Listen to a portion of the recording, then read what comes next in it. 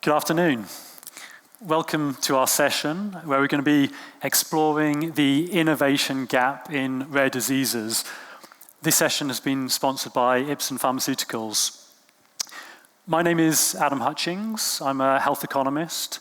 I'm also the managing director of a consultancy that specializes in rare diseases called Dolan. I'm going to be chairing the session today. The starting point, the foundation for this session is that there's a massive unmet need in rare diseases. So there's approximately 6,000 to 8,000 rare diseases, and in about 90% of those rare diseases, there are no approved medicines. And what we're going to be looking at over the next 2 hours is why is that the case? What are the challenges to developing medicines in rare diseases? And what are potentially some of the solutions? And in particular, what are the implications for policy? Now, we're hoping to have a very interactive session, and we're going to be using Slido throughout. I suspect that at this stage of the conference, you're relatively familiar with how that works. If we can go to the next slide, we can remind you. Hopefully, you've got access to the app. You go to slido.com. The code for today's session is GLOBE. And we're going to be asking you a series of questions as we go and getting you to make some decisions. So please, if you could log in on your phone now, we'll just test the functionality with an initial question to understand your starting presumptions on this topic. So the first question that I want to put to you is this problem that 90% of rare diseases don't have a licensed medicine. Why do you think that is the case? And in the app, we've provided you with a series of potential answers to that question. You can vote multiple times, so select the ones that you think are most pertinent, that are the biggest explanations for this major gap in innovation in rare diseases. So thank you for going straight away. What we can see are a mix of solutions. People think that, fundamentally there aren't enough patients to enroll them in trials. There's also, people have highlighted the financial risk, like it's risky to put so much money at risk in rare diseases. And some people think that it's not a sufficient political priority. I would argue that it's all of the above. I personally think that 3 things are necessary in order for patients with rare diseases to have medicines developed for them. The first is you need to get the science right. The second is you need to get the economics right. And then finally, you need to get the policy right. And we're structuring this session according to those 3 things.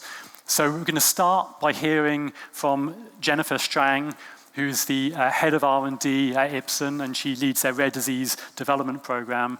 She's going to talk to some of the scientific and clinical challenges of developing medicines in small populations. We're then going to go to our interactive exercise, where we're going to put you in the shoes of a pharmaceutical CEO making a decision about which medicines to invest in. And we're going to explore some of the economics as well as some of the clinical considerations of making those decisions. And then after that, we're going to bring our illustrious panel up onto the stage, and we're going to spend some time exploring the implications of this. So what does that mean in terms of policy, looking at some different perspectives on this issue, and hearing from you in the audience, your thoughts, your questions on the topic. So with that in mind, I will invite Jennifer to come to the stage and to share her experience of developing medicines in rare diseases. Welcome, Jennifer. Thanks.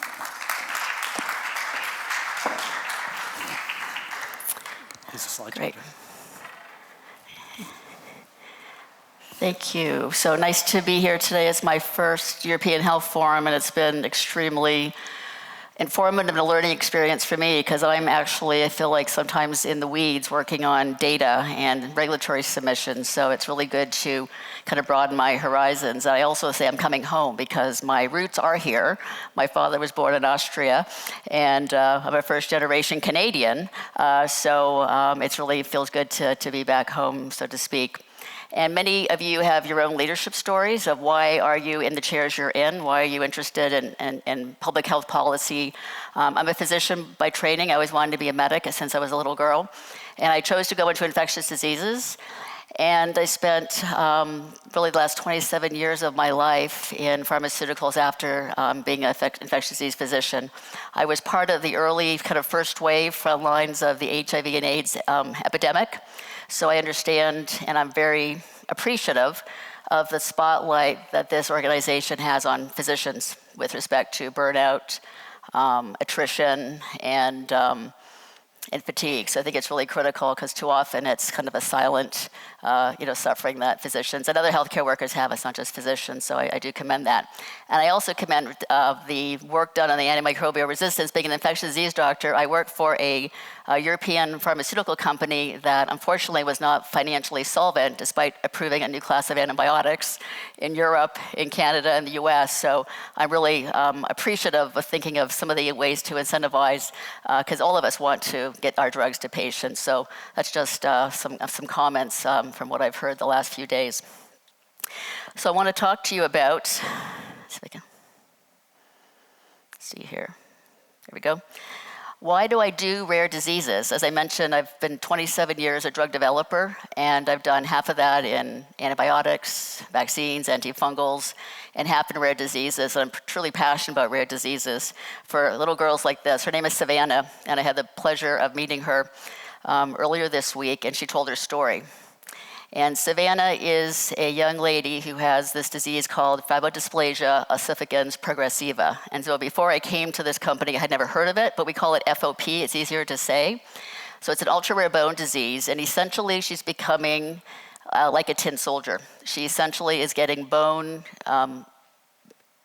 being placed in normal muscles and tissues so that she is having locked joints, ankylosis, to the point that often they can't sit, they can't stand, these children, and they also have difficulties with mobility going to school. And the worst thing that can happen, obviously, is bone around their rib cage. They can't breathe, and they have bone in their joint, they can't eat. So it's pretty debilitating. But this little girl's story said, I have a rare disease, but I know that I have a rare disease because I'm special. And she said on this was that I know that God has given me this because he knows I can handle it. So it kind of was dear to my heart, where I love rare diseases because, one, you have that close connection to hear the patient stories, talk about the family who are caring for her parents. At the same time, being able to translate that into something that's positive. So the innovation that goes, the creativity of having to do drug development is something that's extremely interesting. And then just education. We talked a lot about education, disease awareness, and so I feel very fortunate to be part of that, to making a difference. So you heard earlier from Adam about 10,000 diseases overall in the world, and 5,000 to 8,000 are rare. And I'm just showing you an illustration of the spectrum of common diseases. So cardiovascular diseases, this is per million. You see about 70,000 per million. And if you go down the right side of the graphic, you see the EU orphan definition put to per million is less than 500, and the US at about 200,000 patients with a rare disease in the US. And there's two diseases that we're currently working on at my company, primary biliary cholangitis, which we call a common rare disease, so it's 400 per million.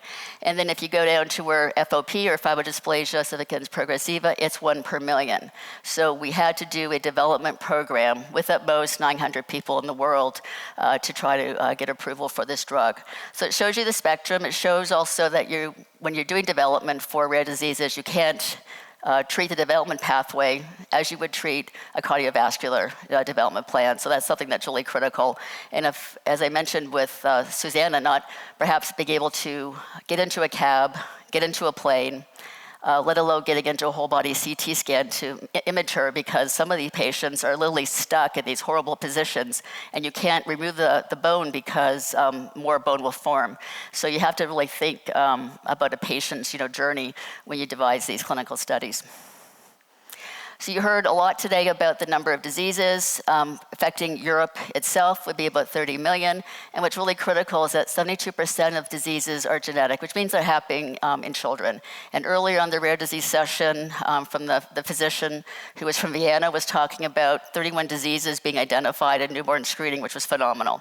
So a lot of the diseases we're really interested in, we kind of stand back with, because if you can't diagnose some of these either antenatal or postnatal, immediately there's starting to be a pathology that the child has with respect to brain development or seizures. So the earlier we can diagnose, the earlier we can treat. However, obviously there's ethical issues. You want to have a treatment available. You don't want to diagnose and then say we have nothing available. So it's going to be this partnership of getting diseases identified, understanding the genetics of the disease, having a treatment available, and trying to identify so you could intervene as early as possible.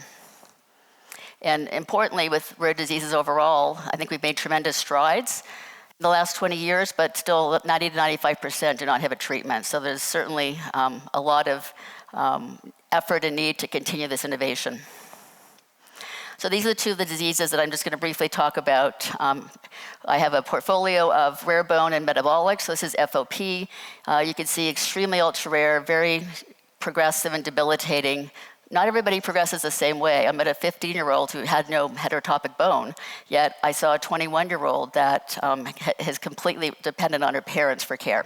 So it's a big spectrum.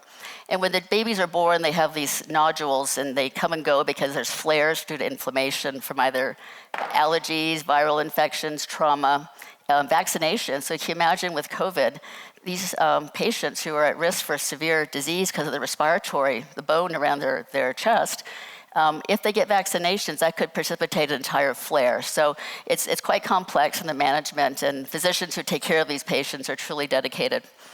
What often happens is that there's a lot of delays in diagnosis or misdiagnosis. So when a physician, pediatrician, were to see these nodules, they will biopsy them. They think they're cancer. Well, in fact, that actually is probably the worst thing to do, because then you get a flare and bone starts to form. So that kind of tells you the beginning journey of a child. And the picture on the right is just showing these ribbons of bone that essentially completely envelop the skeleton. Truly remarkable. And on the far right was I mentioned, a 400 times more frequent rare disease that's called PBC, or primary biliary cholangitis. Once again, the left, these patients are often symptomatic. On the right, these women usually, because it's an autoimmune disease of the liver, are asymptomatic. So diagnosis often occurs in their 40s to 60s. And we recently completed a study where the average age was around 50. And these women may be completely asymptomatic for the majority of their life. They may have fatigue. They may have pruritus, which a lot of us have at times. And unless they get a blood test called the alkaline phosphatase, they would not know that their liver was being affected. Essentially, what it's an autoimmune disease. You get buildup of bile acids. You get cholestasis in the liver that can then lead to fibrosis, cirrhosis, and complications of cirrhosis and need for liver transplantation. So once again, disease with also, I would consider, high unmet need, because you need to stop that progression for the liver dysfunction. So these two diseases, ultra-rare and rare, all have similar challenges in conducting clinical research. So for the FOP, there literally was nothing known about this disease other than the gene was identified by Dr. Kaplan at University of Pennsylvania and another physician in the UK. And what they did not know is how this disease progresses over time. So if you follow patients for 10 to 15 years, functional assessments, how are you going to measure a drug in the sense of how is it going to show that a drug has been effective? So through multiple different types of imaging modalities, questionnaires for patients, they're able to understand the patient journey, as well as understand if they use whole body CT scans to measure from the neck down, and do a software program to measure the volume of bone. Over a period of time, they could see that the bone was not increasing compared to a natural history study, for example. So a lot had to be done before even starting a study, and then you also obviously had to translate from the animal models to human doses in studies, and whether you're going to be treating chronic therapy or you're treating flare-ups or both. So it was really an iterative process The development plan for that one disease started in 2014, and it just got approved in 2023. So that is a tremendous amount of resources, both people and financial, but truly a lot of resilience and passion from the people on my team, as well as the patient associations, because they were part of the journey with us and had good news and bad news all along the way. The other issues is relating to conducting the clinical studies, because if you have 900 people in the world, if you have 25% of those patients already in your natural history study, you also have to find patients who fit the inclusion-exclusion criteria and are mobile enough to get to the sites to be able to be in your protocol. And you're also going to sites that may not have done clinical research. So there's a lot of training on GCP, getting the sites, making sure they have the sufficient support staff to conduct the study. So it is a tremendous amount of work as well to make sure that your study is successful. And then certainly you want to have biomarkers if you can. They often are developed. So I think what you've seen in Europe during the last 20 years has been really a success story, right? The legislation was done where there was a need, where patients with rare diseases are entitled to have health. That's like an entitlement, and we I think all agree that that is appropriate and responsible. But in order for that to happen, we have to stimulate or incentivize companies, because although I 100% am dedicated and passionate to rare diseases, you have to also compete with other portfolios in your own company, right? So it's always looking at risk-adjusted NPV. Is your program going to recoup its investment? And that's important, one, because for FOP, for example, we have 2 assets in the same indication. So it's important to be able to put that money back into R&D so that we can then do the next generation and continue to improve treatment for these patients. But you can see certainly pre and post the legislation has had a tremendous impact on the number of orphan medicinal products that have been approved. I think it's been, there's over like 146 marketing applications that are authorized, and about 50% of those would not have occurred if it wasn't for these incentives. So truly a success story. So in conclusion, and I'm staying on time, Adam, I just want to say that I am appreciative of everybody here who's really trying to do the best for rare disease patients. So I think that's clear from the presentations, the dedication, the passion, and the collaboration. And I think that's really critical. That should be successful. We have to work together. More innovative medicines are needed. As I told you earlier, 95% of the rare diseases don't have a treatment. That's critical. R&D is complex, as I mentioned. It was like over a 12-year journey to get the first drug approved for this devastating disease, FOP. And what we always kind of are telling our commercial folks is that it's high risk, high reward. Even though you may have animal models that can be translatable, until you actually do the studies, you really cannot guarantee success. And so the success rates overall, probably a success, are low, but they're still higher than other diseases. So I think there is definitely an incentive to continue to do rare disease development. And from my perspective, obviously, my focus is on unmet need, epidemiology, being first in class or best in class, and truly affecting the clinical outcome of a patient. So we look at how a patient feels, functions, and survives is really critical. So that's really what we try to focus on when we're evaluating assets and business development. And I think what I see here, just the climate of collaboration is critical, public-private partnerships. The patient, I think the earlier talk on rare diseases, he talked about the Ps. It was the patient, it was the pharma, what was it, the patient, the pharma, the what, sorry? Oh, the physicians, of course, how could I forget, yeah. And then he also wanted politicians, he added towards the end. So he gave the 4 Ps, and I think just the more collaboration we have as a team, we got through COVID together, didn't we? So I think the more collaboration we have as working together, I think just the patients will benefit. So I'm exactly 15 minutes. I'm going to hand over back to you, Adam, and thank you for your attention. Thank you, Jennifer. Okay. Thank you. Thank you so much, Jennifer. So Jennifer's given us an overview of some of the scientific and clinical challenges associated with developing medicines in rare diseases. I'm going to try and give you a very brief overview of some of the economic challenges, and then collectively we're going to do an exercise where we try to develop some medicines and look at the complexity of making those decisions. So 3 slides to explain the economics of drug development.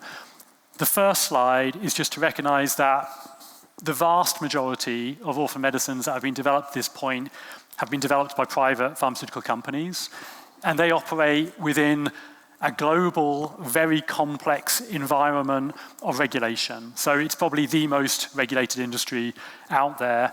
Every facet of the business model is impacted by the legislation that many of you here create, and there's good reasons for that. So obviously patents are determined by legislation. The ability to actually provide your product to a patient is determined by the regulators. Payers and payer frameworks determine whether or not the product is reimbursed and at what price. There are rules and regulations around how you interact with doctors, with patients, how you manufacture your products, how you do your trials. Every aspect of the business is heavily regulated. And so the key decisions that biopharmaceutical companies are taking are influenced by that network of regulation. And they are private companies, they have investors, yours and my pensions primarily, and within that complex web, they're making decisions. And probably the most important decision that a pharma company has to make is in which early molecules and assets and diseases are you going to invest your investors' money. And there's basically 2 things that are necessary to give a company the confidence to invest in an early stage asset. They need to know that it's going to be clinically viable, and it needs to be economically viable. And clinical viability speaks to many of the points that Jennifer just talked about. Do we understand this disease? Is there an unmet need? Do we think that this very early stage molecule has the potential to provide a relevant benefit to those patients? Do we think that we can develop it in a way that makes it safe and that the regulators can approve it? That's basically determined by brilliant doctors like Jennifer, by people in academia, by people in the regulators.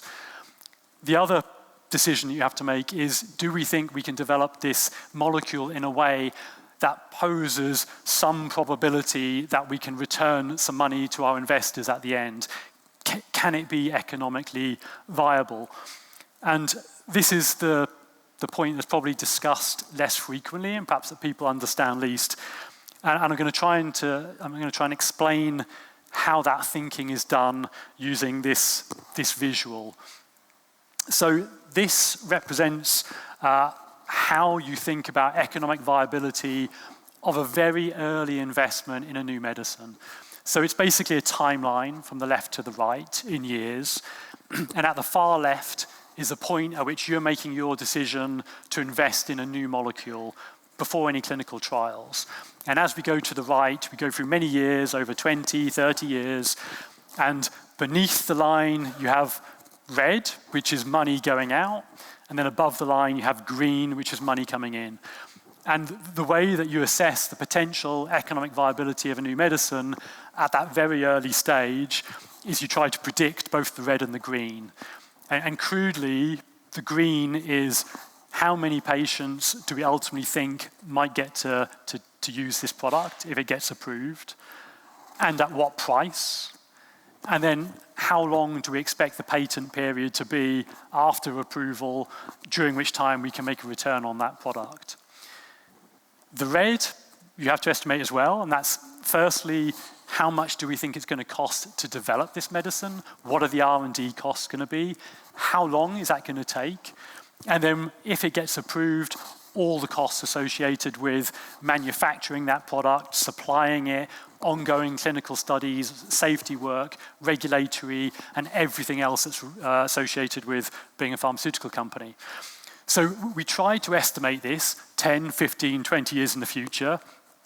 And then we estimate all the green, we subtract all the red, and if there's more green than red, then hopefully we've got an investment proposition that we can justify to our investors.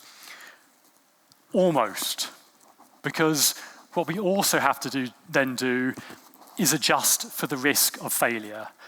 And it's probably going to fail. 9 times out of 10, it's going to fail. So as economists looking into the future, we reduce the future revenue by a factor of 10. We reduce the future costs by a factor of 10 too, because if it doesn't get approved, we're not going to spend that money. But what doesn't get reduced so much is the R&D costs, because we have to spend that money to find out whether or not we're going to fail. And what happens is, when you're looking at these business case for early stage medicines, is that once you do this, once you risk adjust, once you discount all that income to the present day, many of these business cases look very marginal and often negative. And that's why, from an economic perspective, drug development is difficult. You're going to get a chance to do this now. We're going to do an exercise where we're putting you in the shoes of a CEO of a pharma company. You're going to make a decision as to which of 2 medicines you want to invest in. And we're going to go through this process of assessing the clinical viability and the economic viability, and then we're going to put our investors' money on the line with one of these medicines. It's an exercise, it's a simulation, it's a massive simplification of what happens in reality, but broadly it's reflective of the logic of what happens. So, you are now CEO of a company called Vedaxa Pharma. It's a mid-sized pharmaceutical company, been around for about 20 years, and you have to make an investment decision between 2 assets, early stage, preclinical. One is called RP101, and the other is called SC2000. And if you've never worked in pharmaceuticals, these are the sorts of names that drugs get before they get approved, exciting names like this. So we're going to take you through 3 steps in the process.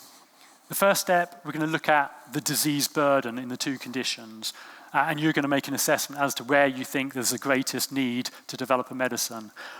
We're then going to look at the potential clinical benefit of the product and choose between the 2. Which one would you invest in from a clinical perspective?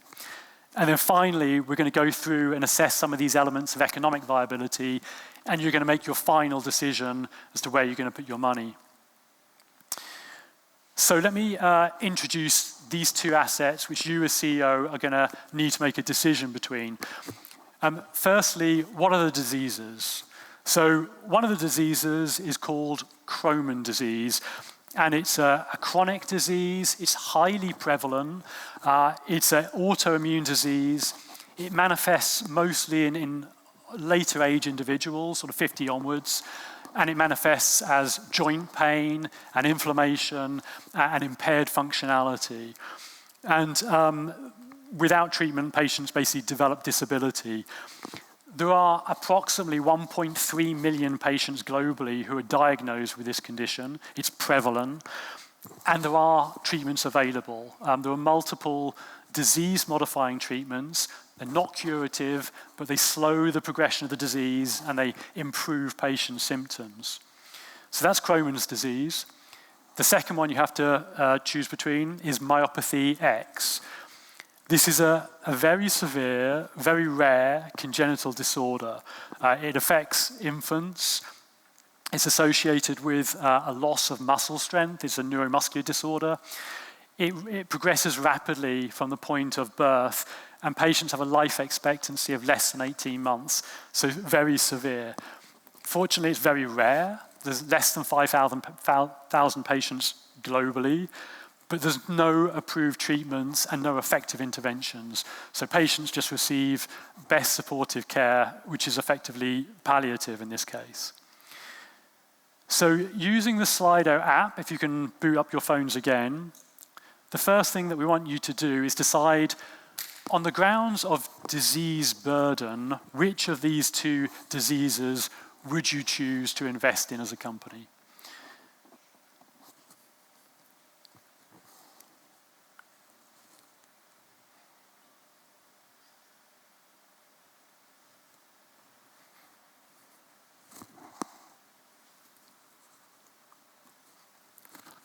We're sort of getting a 2/3, 1/3 distribution in favor of myopathy X. hands up anyone who voted for Crohn's disease based on burden.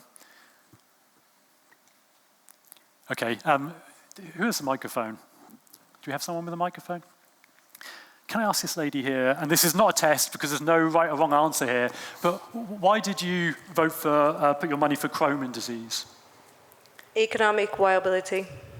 Okay, you're jumping ahead. What about burden? Did you think that there was need in that patient population? I was just thinking that simply, from the side of the GDP, so what to put in it. I mean, what's interesting about Crohn's disease and what often we hear is that, it obviously affects a lot of people. Myopathy X has a terrible impact on individual patients. Crohn's disease is bad. It causes muscular discomfort, pain, functional disability, but perhaps a slightly less individual unmet need. But in aggregate, there's 1.3 million of these patients. So it's not surprising sometimes to see people choosing to go for the bigger disease, even if the individual patient burden is less. Okay, so let's move on to the second thing that we want you to consider, which is the clinical benefit of these two potential products. To remind you, we are at the pre-clinical phase of drug development. We have no clinical data yet. And so what I'm showing you here are your scientists' best guesses of what this molecule might do. And for SC2000, the product is it's a large molecule, like a biological medicine, recombinant protein. It's expected to slow the disease progression, which is good because it's a progressive disease. It's the third in class of an existing form of medicine. So there's two other medicines approved that have a similar mechanism of action. It's going to be tested in a big phase 3 randomized controlled trial against the existing treatments. So that's considered to be like really good quality evidence. We're expecting the efficacy to be comparable to the existing therapies, similar, equally the safety profile. But there's going to be a major benefit in that this product is going to be dosed less frequently, and all of these products are given intravenously. So currently, patients have to go to hospital once every 2 weeks to be treated with their IV product. Our product is going to be once every 3 weeks. So patients will have a 50% reduction in the time they go to hospital, which is likely to be important to them. That's SC2000. RP101 is a enzyme replacement therapy. It basically replaces the missing enzyme that causes the disease. And as a consequence, your scientists hope that it's going to have a major impact on patients' prognosis. It's going to be tested in a relatively small phase 2b study. It will be a single-arm study, so there won't be a comparator, mainly because there are no existing treatments and it might be unethical to do a study against no treatment. The expected efficacy is that it's going to improve survival. So at 1 year, we're hoping we're going to double the proportion of patients who are still alive from the current 30% to 60%. It's also dosed intravenously once every 2 weeks. So on that relatively small amount of data, I know, but on that alone, can you vote as to which of these two products you would choose to develop? Go back to Slido.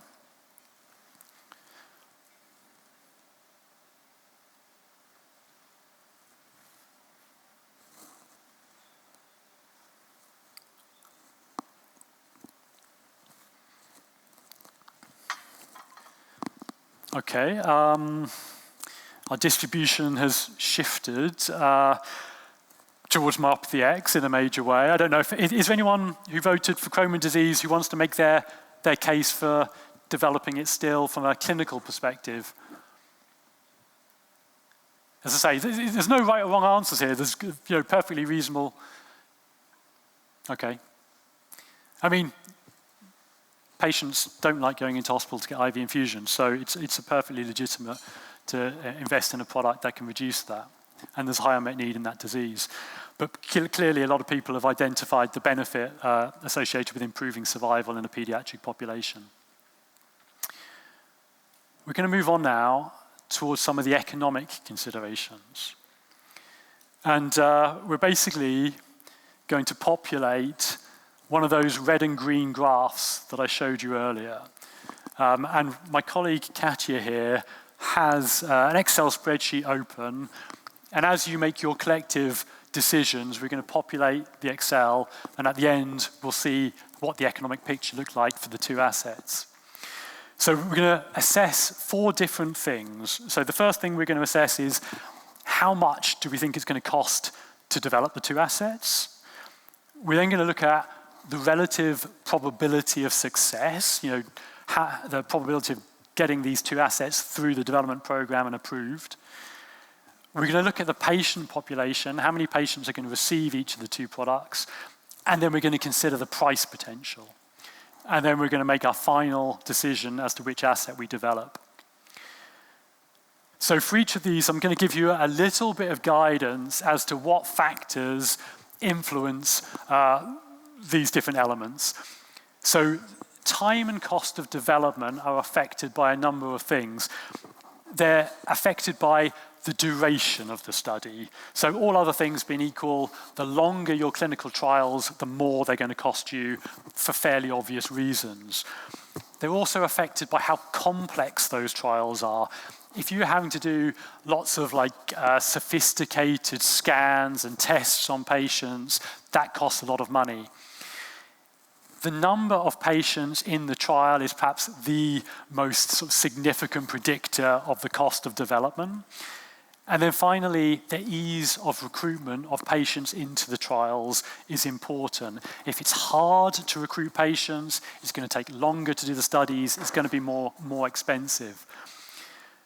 So I'm going to give you a little bit of information about the two assets, and then you're going to assess the relative cost of the two for the R&D. So let's start with our SC2000. The duration of the studies are quite long because it's a progressive disease. And so we have to follow the patients quite a long time to see the effect of treatment versus existing standard of care. We're estimating it's going to take 12 years in total to go through all the clinical trials for SC2000. The trials are randomized control trials. That's good, there's strong evidence, but you have to have quite a lot of patients in them. So we're expecting there'll be about 5,000 patients across the development program. And it's a very prevalent disease. These patients are really easily identifiable. They're there in the clinics. We're going to be able to enroll them quickly. That's SC2000. For RP101, it's going to be a phase 2b single-arm study. It's going to be relatively short because unfortunately patients progress very quickly, so we can measure the effect of the treatment quickly. We think that we can do the entire development program in 8 years. It's a super rare disease, and we expect to have 130 patients in total over the development program. But these patients are poorly diagnosed, often misdiagnosed. It's going to take a while to find them and enroll them. What we'd like you to do is for each of the two assets, assess what you think the cost of development is going to be, where we've got the average cost for a normal medicine as 500. Do you think it's going to be less costly than a typical drug, more costly than a typical drug? And if you can vote for both of the two drugs, one vote each, where you think the cost is going to be. So I'll give you a few seconds to think about that and balance some of these different factors, and then we can go to Slido.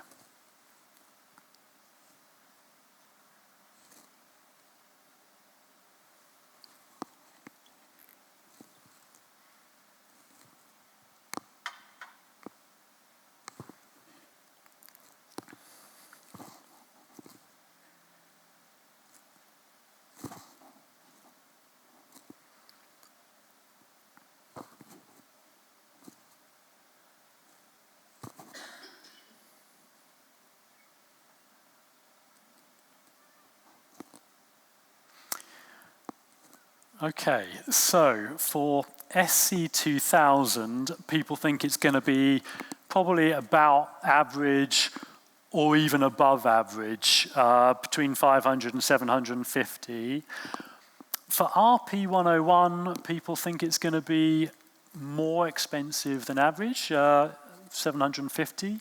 That's interesting. So Katya is, by the way, going to be sort of trying to interpret your results collectively and put a number into each of those two products' spreadsheets. Maybe somebody who felt like the RP101 is going to be expensive to develop could explain their rationale. Who felt it was going to be expensive?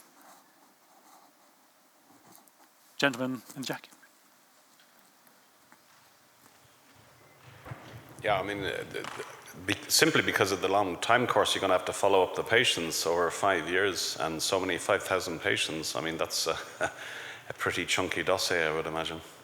Simple as that. Yeah, it's all expensive. I mean, no drug development is cheap. Okay, so we're going to put those into our model, and we're going to move on to our next variable, which is the probability of regulatory success. I should probably make it very clear that it's very, very hard to guess this in advance, and if you turn out to be good at it, there's a lot of money to be made, so you might want to change your jobs. But there are some things that can be associated with a higher probability of a drug being successful and approved. So one of those is, are similar types of drugs already approved? You know, if a drug with a similar mechanism of action has already been shown to work in another disease, for example, it suggests that maybe there's a possibility it could work in this disease. The level of unmet medical need and the level of potential clinical benefit are relevant because regulators will consider them when assessing the benefit-risk profile, and the greater the unmet medical need, the more willing they will be to approve the product, even if there's some side effect issues. There also are some regulatory pathways that are specialized to certain medicines, including orphan drugs, and that can be helpful. You get additional advice from the regulator. Disease knowledge is critical. The more you know about the disease, the more you can try and understand the likelihood of your molecule working in that disease. And then finally, rarity affects the probability of success. So everything else being equal, the rarer the condition, the greater the heterogeneity in those patients, the more uncertainty you get in your clinical trial and the higher the risk of failure. So let's have a look at those factors for our two potential medicines. SC2000 in Crohn's disease, third in class, so two other products that are similar molecules have already been approved. There is unmet medical need in this population. They're not cured. It's a severe disease, but there are also other effective treatments available. You just go through a normal regulatory pathway. There's a lot of understanding of how this disease works, a lot in the literature, a lot of registries and things, and there's plenty of patients to power your trials. For RP101, it's a first-in-class treatment. This molecule has never been proven before in this disease or others. Very high unmet medical need, very high potential benefit for patients. It will qualify for orphan regulatory pathways, which could be helpful. There's a very limited understanding of how the disease works and a very limited literature and data, and a low number of patients and quite a lot of heterogeneity in the patient population. So a complex picture, almost unreasonable to ask you to make a call on whether you think these are going to be higher or average or lower than average in terms of the probability of success, but that's what we want you to do for each of the two drugs again. So do you think for RP101 and SC2000, your probability of success is going to be lower, average, or higher than a typical medicine?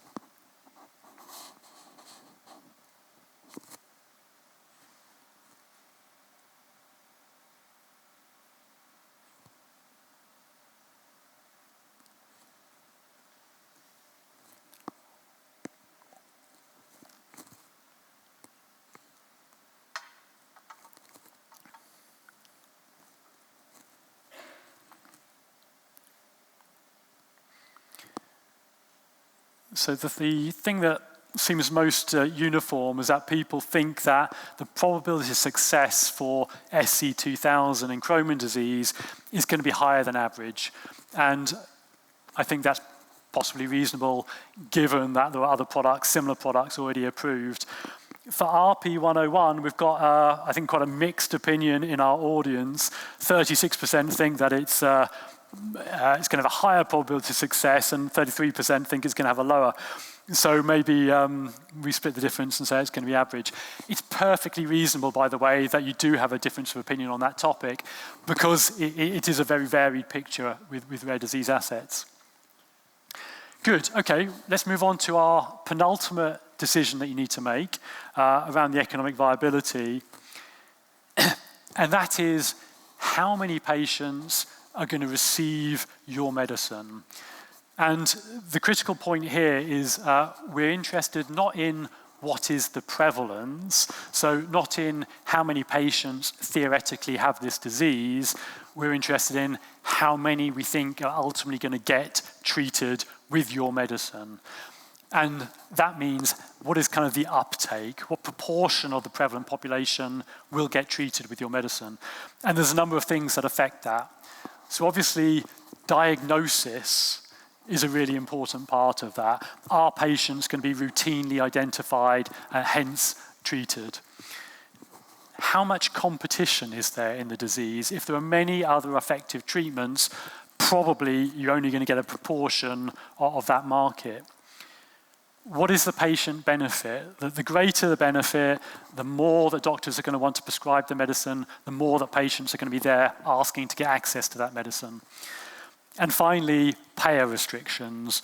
Do you think that for reasons of price or budget, there may be constraints on patients' ability to get access? These are just some of the things that affect uptake. So what do we think that looks like for our two products that you're choosing between? Oh, sorry, can we go back a slide? Thank you. So for SC2000, it's no issue with diagnosis. They're all there in clinic being treated. However, there are multiple disease-modifying products already approved, and you're coming quite late to that particular indication. There is, there is a benefit here, but it's largely a benefit related to how frequently patients have to go into hospital to receive your product. But that may really matter to them, so that could be important.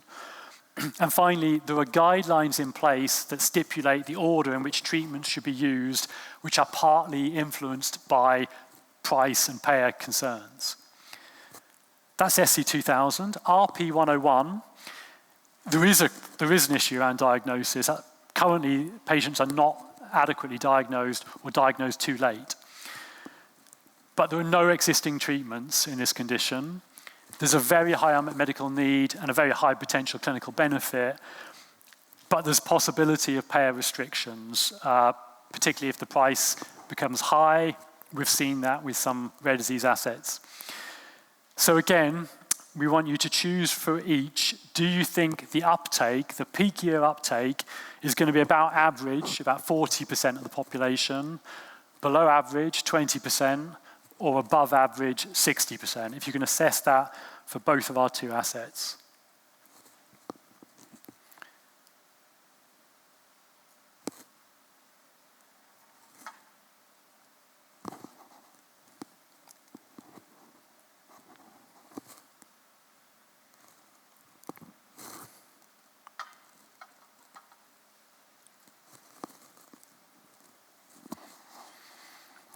People seem to have unified positions on SC2000, and in this case, everybody thinks that you're probably going to get a relatively low market share, maybe 20% of the market. And I presume that's because there are lots of other treatments out there and they're relatively effective. The wild card here is patient preference. If patients really want to be treated less frequently, they may drive uptake. For RP101, the consensus is that you're going to have a high uptake, like 60% of the potential population. That will definitely require that diagnosis improves, but if it delivers on its profile, it seems quite possible that could happen. Good. You have one more decision to make on the economics before you make your final investment decision. And this final decision is on price. As you can guess, within the economic model, price matters a lot. And it's also super difficult to estimate 10 or 15 years from the point at which you might get approved. But that's what you're going to have a go at. How can we predict price? Well, there are certain things that are associated with a higher price or higher willingness to pay from payers or insurance companies. One of them is rarity. Generally, we do see some correlation between the lower prevalence and higher price. Unmet need and clinical benefit are absolutely central to this, so that the greater the perceived burden, the greater the perceived benefit, the more payers are willing to pay for a product. The final one is perhaps not such an obvious one, but it's really critical. And that is, what are the prices of existing products in that disease or existing products that payers are going to compare you to? So if the existing product is quite highly priced, you'll be benchmarked to that price. If it's low, the same will happen. That's basically how a lot of payers in European countries work. So what does that look like for our two assets that you're choosing between? So for SC2000, it's not rare, it's highly prevalent. Unmet need, again, it exists, but there are treatments, effective treatments available. The clinical benefit, it's more about the dosing benefit. Incidentally, if you're reducing the frequency that people have to go into hospital for infusions by 50%, that might represent a financial saving to healthcare systems, and payers will take that into account. And then the existing products, you have branded medicines that are being used, which are about 15,000 euros per patient per year. You also now have some biosimilars, like some generic follow-on medicines, which are retailing at about 10,000 euros per patient per year. That's in Crohn's disease. For myopathy X, for RP101, very, very rare, close to the far end of the rare spectrum. It's likely to have a small budget impact, almost irrespective of the price. There are no existing treatments and a very high burden, and the benefit is potentially massive. It's a potentially life-saving treatment. The existing therapies used for myopathy X are very, very cheap. They don't work. There's no effective intervention, but what current palliative care does not cost much. However, if we look at similar diseases where there have been new products approved in the recent past, diseases with a similar prevalence and a similar severity, we've seen products reimbursed at prices around 300,000 euros per patient. So, your final decision for each of the two assets, where do you think the price is going to end up? Do you think it's going to be about the same as the comparator for that asset, lower or higher?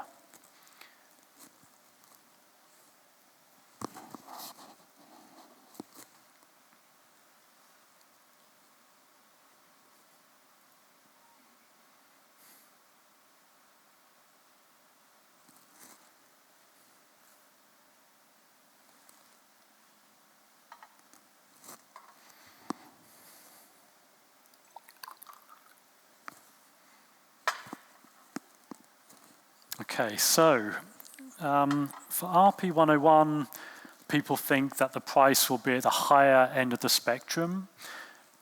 I presume linked to the very low prevalence and the potentially massive clinical benefit for patients. For Crohn's disease, people think that it's probably going to be at the lower end of the spectrum. It's going to be benchmarked to the generic biosimilars. And so 10,000 per patient per year.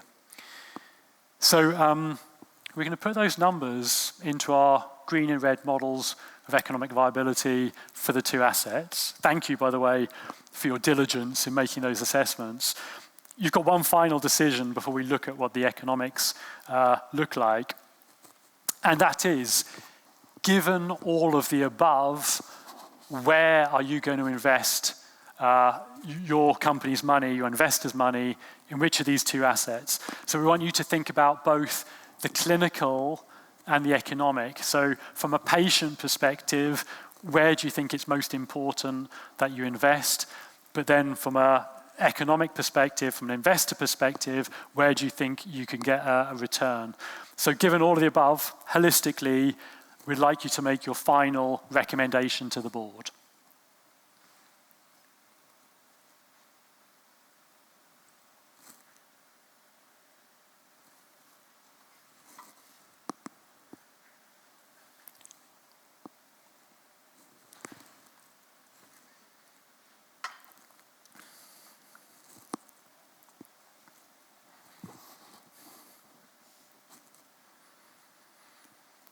So it's looking like we have a sort of 80% in favor of investing in the rare disease asset. I suspect we've got a biased sample here, self-elected sample, but I'm more power to you. I support your choice. Firstly, who's part of the 80%? Can someone just talk us through their decision? Please don't be shy. We're amongst friends. Okay, thank you. Gentleman again. Sorry, it's gentleman in the middle.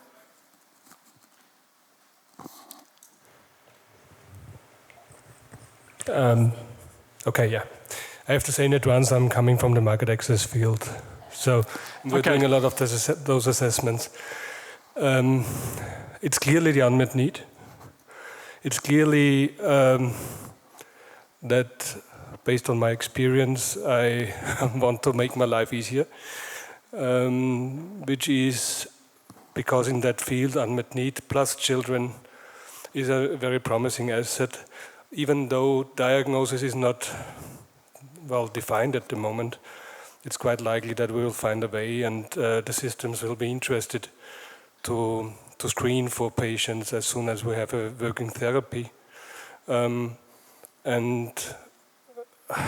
Yeah, the other case was too much in a Me Too setting, where I mean, there are still lots of assumptions which I had in my mind when I was giving my answers, which can be taken in a different way else as well. But you would assume you're still having the need for having a decent price, even for that setting. But if your business case allows you to have very competitive prices, it could still be a positive case. Yeah? How are you feeling about how the economics are going to stack up for RP101? Are you confident that you're going to make some money for your investors?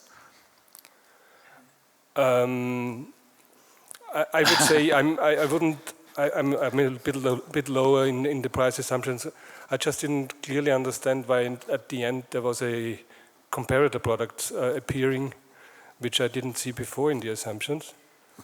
But if it is the case that there is an alternative therapy which is at this, I think, 300,000 level, you would have to prove superiority in order to get a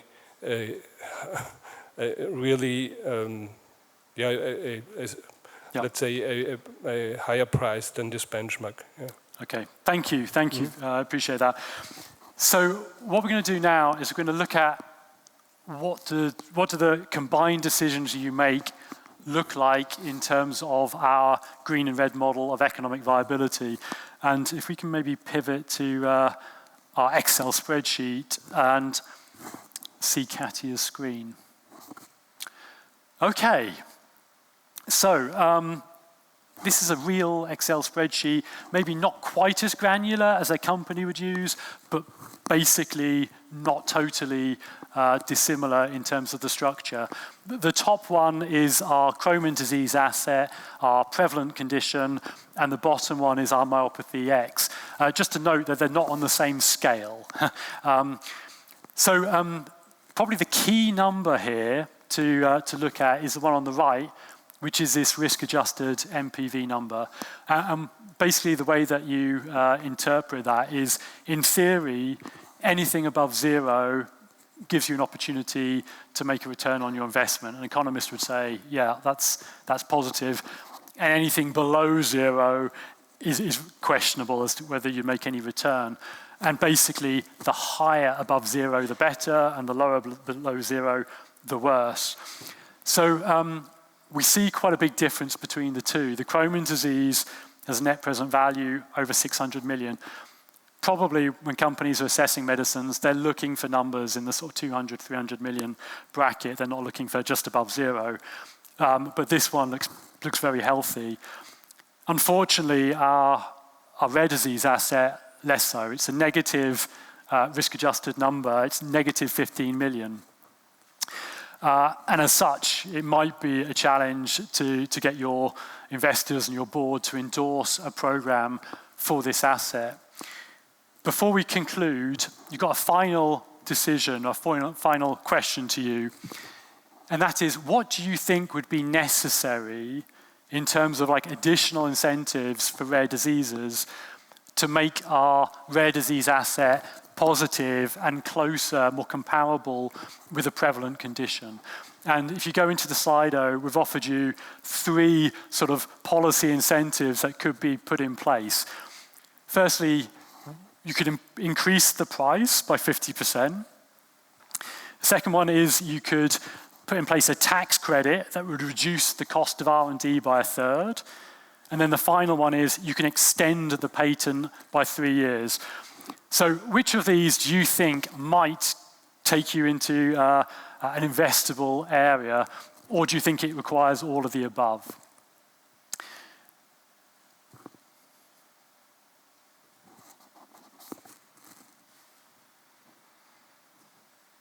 Okay, so it looks like people thinking that maybe you need a few of these, but the one that people are favorable towards is a tax credit. I mean, you may well know that such a thing exists in the United States. It's not 33% anymore, but it used to be higher.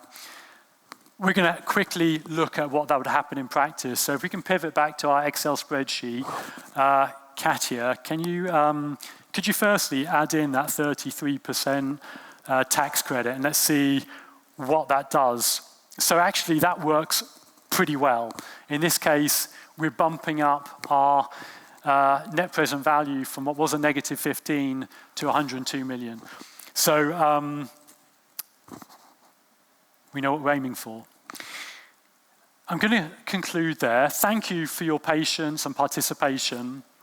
What we're going to do now is I'm going to invite our panel onto the stage. We have 50 minutes to explore some of the topics that we've been investigating in Jennifer's presentation in this exercise, and then talk more about the policy implications. So I'd like to welcome to the stage our panel. We have Chris Fern, who's the Deputy Prime Minister of Malta. I welcome Jennifer back from Ipsen.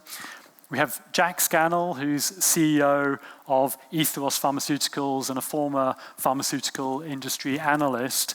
We have Virginie Hevert, who works at Eurordis and is the lead on their therapeutic development program. We have Dimi Pantelli, who's at the European Observatory on Health Policy and on Health Systems and Policy at the WHO. Please join me on stage.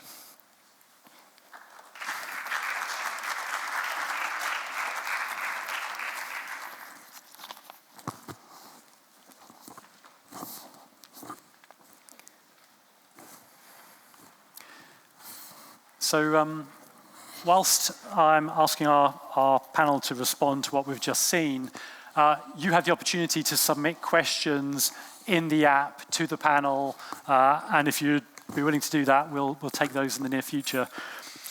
So firstly, welcome panel. Thank you for being here. Thank you for joining me. I wanted to start first with you, Virginie. because at Ordis you obviously have a significant interest in medicines being available to patients with rare diseases. And I wanted to ask whether what you heard from Jennifer around what's necessary to create new innovation for patients reflects your experience at Ordis. Okay, thank you and good afternoon.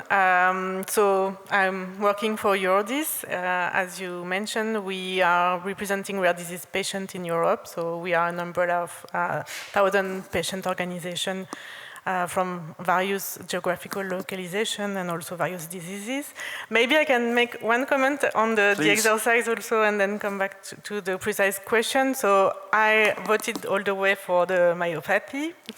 But I have some comments in the sense that, okay, it was interesting to see the effect of the tax credit, but I had also some other type of comments in the sense that maybe there are other aspects which are not necessarily incentive or which might become incentive to take into account into this picture. So, for example, all along I was wondering whether there is a patient organization or a patient community that is structured for the myopathy, and if so, I think that will ease the recruitment. We have cases indeed where it was really easier, I would say, to find the patients when you can ask a patient organization to disseminate and to help to recruit. So that was one of the first points.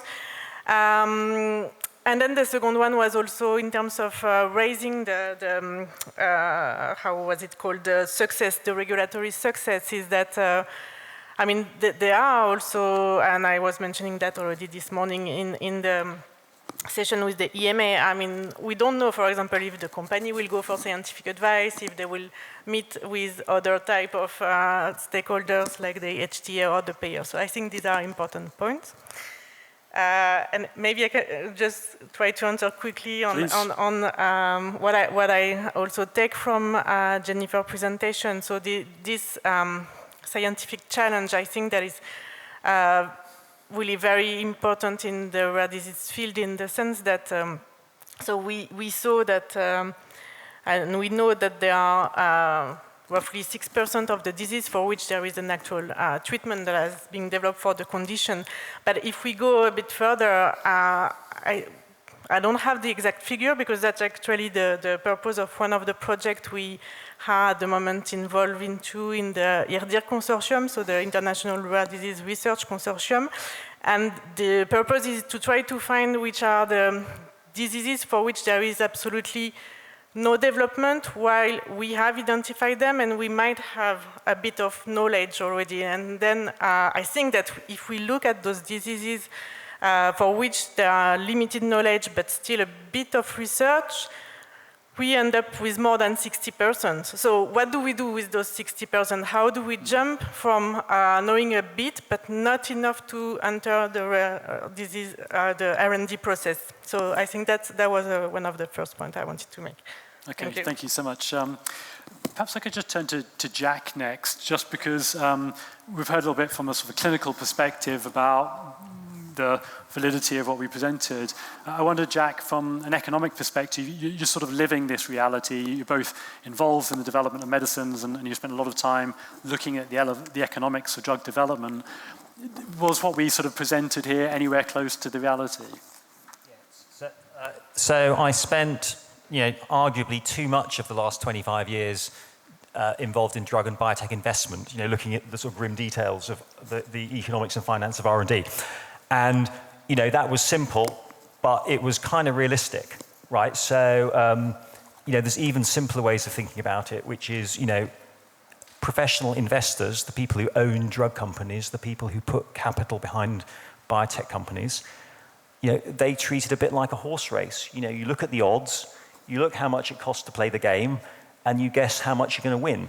And if it doesn't look very attractive, you deploy capital elsewhere, right? And I think that's the sort of gritty reality that constrains big drug companies, because if the management teams of big drug companies spend too long spending too much on R&D and not discovering enough profitable drugs, they get fired by their owners, or they get taken over by another company, then fired.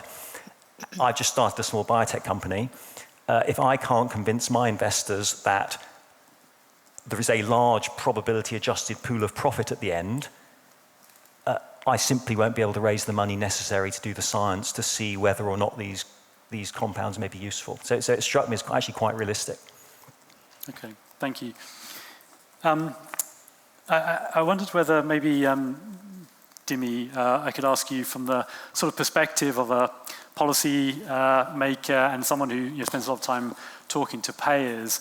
I mean, firstly, do you sort of recognize some of the challenges that we discussed, and does it matter, to policymakers, to HTA, to payer? Do they care? Well, definitely. So let me answer this first. I think perhaps a disclaimer, first of all. We are, in fact, hosted by the WHO, but we're not at the WHO. Sorry. So no. It's absolutely fine, just so that I don't get quoted in a way that then infringes my own employability in the future. I had to keep reminding myself while I was playing with the Slido that I'm actually the CEO trying to make a decision and not looking at it from the health systems perspective, because I think a lot of the challenges are really understandable, and a lot of health systems at the national level, but also a lot of actions and initiatives at EU level have been targeted in this direction to actually try and overcome some of the difficulties that we saw on the research side, on the economic side. But at the same time, we really see that we do have an issue with affordability. We do have limited resources at the health system level. So if you have a new medicine that does cost 450,000 per patient, let's say, that is a challenge that you need to overcome. And this is a cost that you will have to bear as a health system for a very small number of patients. But again, it adds up very quickly, more or less upfront. I mean, we have a lot of discussion to do on this, I think, during the remainder of the panel. I will play a little bit devil's advocate, and then I'm happy to get corrected by my colleagues on the panel, because what I was thinking about when we were doing the tax credit and seeing all this red in the R&D phase for the rare disease is that there must be public funding that goes in that part of the equation, right? And we didn't subtract that. So I think perhaps that is another piece of the puzzle that we need to consider in this equation. I stop for now, I think, and then I come back in.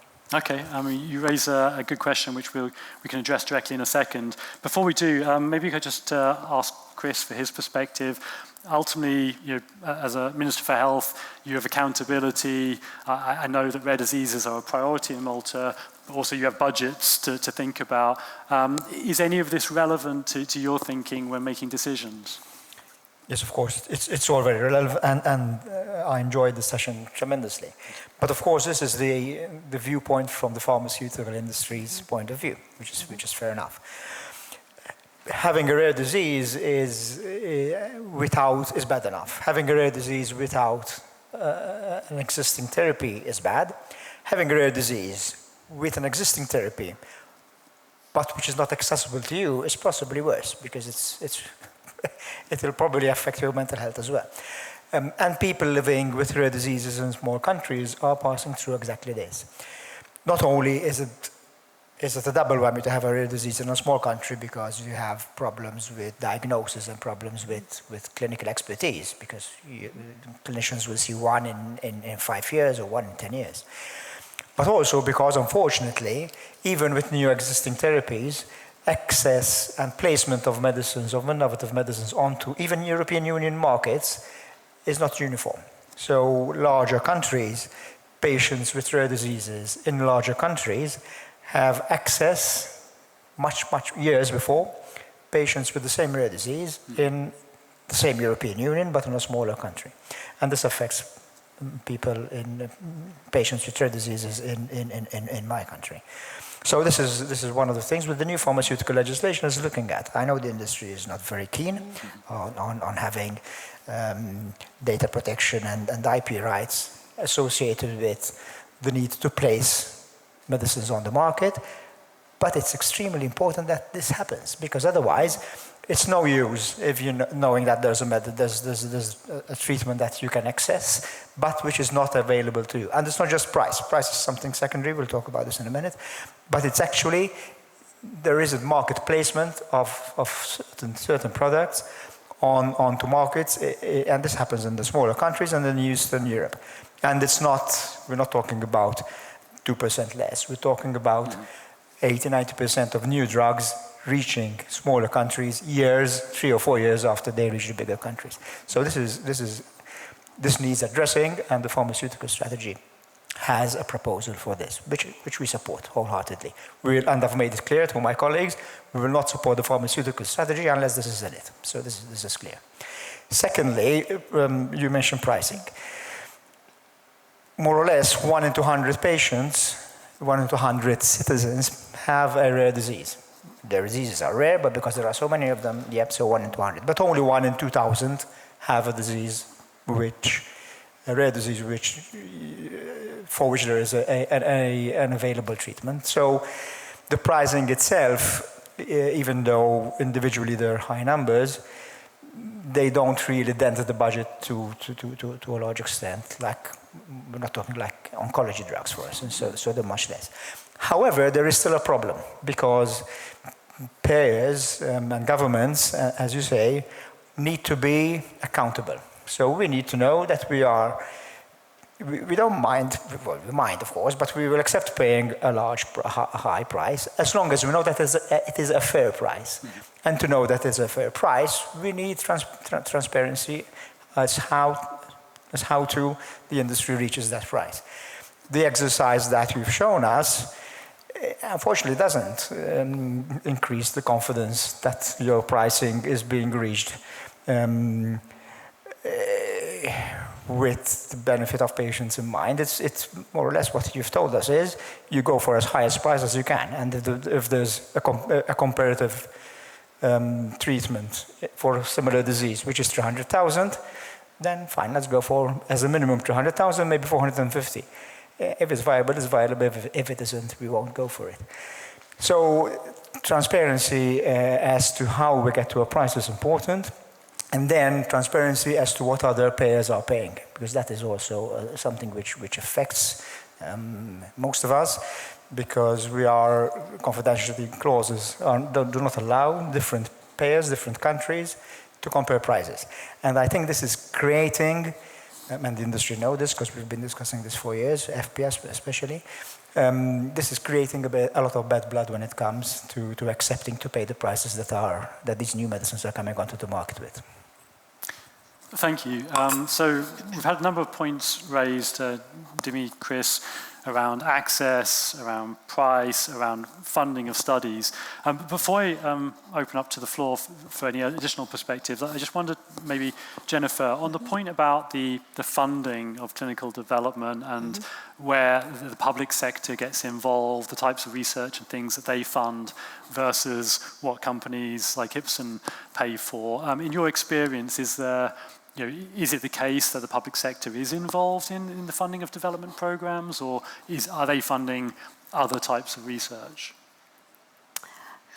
This is working? Yes, okay. Well, earlier in my career when I was working on AIDS, right, drugs for HIV and AIDS, there was more of a public-private partnership where there was an AIDS clinical trial group set up, and so it was pharma, it was the government, it was also patient associations, ACT UP, et cetera, all kind of put money towards different parts of the clinical program that were looked at, multiple drugs were being looked at the same time. So I think that would be an example of that. For some of the development, for example, for FOP, the natural history study that was done, the company that had originally done that, it wasn't Ipsen, that company worked with the IFOPA, so the patient association. And so not funding from them per se, but the data that was developed during that natural history study was then also shared with the patient association for their own registry. Relating to other public, I don't think there's any really mechanism for that other than what my experience was for HIV and AIDS many years ago. I don't know if Jack has any other comments on that. Just some very sort of macro numbers, which I'm dredging from my memory, so the audience must forgive me if I'm wrong, and if anyone knows better, shout out. But I did look at this a few years ago, and if I recall correctly, roughly between 60% and 2/3 of biomedical R&D spending is private sector, and roughly a third to 40% comes from public institutions. So for example, if you look at the NIH in the US, they spend around 50 billion a year. The pharmaceutical industry spends around 200 billion a year. Now, of course, NIH isn't everything, but those are the sort of magnitudes. I would guess roughly 1/3 public, 2/3 private, roughly. And do you know where that sits? Is the public funding earlier and the pharma funding later? Predominantly. Again, I don't have I don't have precise numbers, but a lot of the public funding will be earlier. So it'll be around sort of mechanisms of disease. It'll be around sort of understanding disease processes, understanding basic biology, and then the pharma stuff is much more oriented towards development. Clinical development. Yeah, and somebody noticed for antibiotic research. So in the company that I was CMO with, that unfortunately wasn't financially viable, we actually always were applying for public grants from the NIH or other types of groups to try to fund. And sometimes if it's a product that is important for like the Department of Defense, for example, antibiotic, then they would help fund you for certain parts of your development. So for a small biotech, that was really critical. Okay. Yeah. Thank you. Virginie, do you have any thoughts on this point about the public-private contribution? Yeah, no, actually, I wanted to add something on this, innovation and investment. I think the third I will be infrastructure, and that joins what was said. And also, the point I was trying to make at the beginning is that we cannot have good development of medicine if we don't have solid research.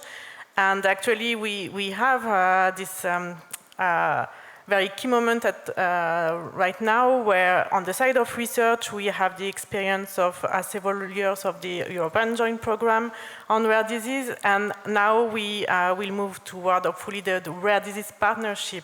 So this really bear a lot of promises, because in this program, there is not only calls for researchers to really develop projects and improve the knowledge on the disease, the natural history studies, the basics, let's say, that will allow for development. But there is also this idea of collaborating with the industry, which is a key point if we want the things to move forward. So that was what I wanted to add at this point. Thank you. Okay, thank you. Before we turn to any questions from the audience, I just want to briefly address your point, Chris, about how I represented drug pricing within the exercise, and maybe just to distinguish between two things. At the very early stage, preclinical, where you're trying to decide where you put your money, you're not actually pricing your asset, you're just trying to forecast what that price might be. And it's a bit different. You're sort of looking to the environment, and it's always very crude, but you're looking at what have payers accepted in other disease areas or in the same disease area. So when you actually get the product approved, there's a pricing process, and again, that mostly, in my experience, tends to reflect the frameworks that are put in place by payers, and obviously the negotiations.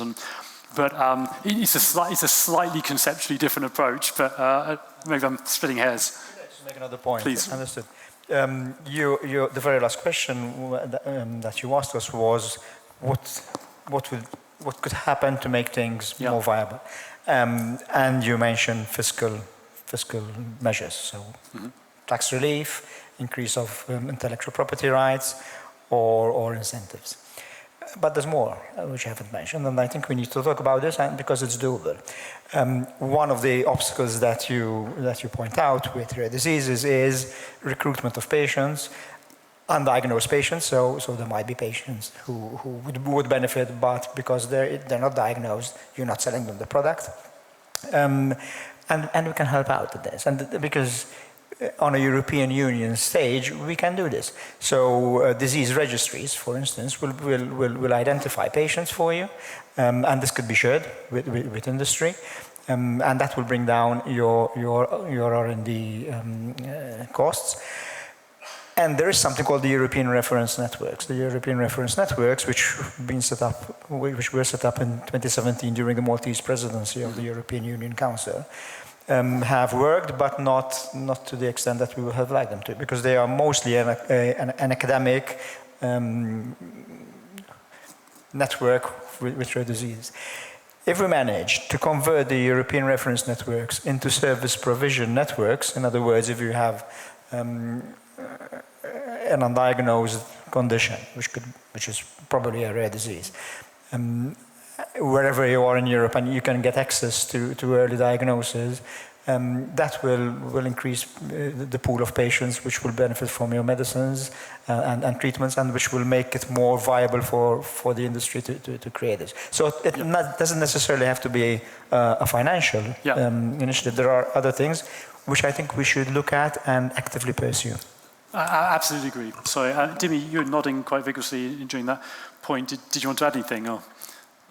No. Not really. I mean, the European reference networks, it was one of the things that I wanted to talk about. I have some slightly more provocative things. Perhaps we do them like joint purchasing, for example, which we can talk about after the audience participation. I have notes. I'll come back to them. Jack, I'll give you the last word before we take the audience, because you... Yeah. I was just going to agree with the point that profits at the end matter a lot if you try and decide whether a project's attractive, but actually costs up front really matter a lot as well. Mm-hmm. And mechanisms that make R&D cheaper and easier and quicker can change the economics of a therapy area. Okay, thank you. Katya, do we have any questions from the audience from the app, or do we have anyone in the room? Oh, we do, excellent. We have someone, we can take the microphone over after you second to...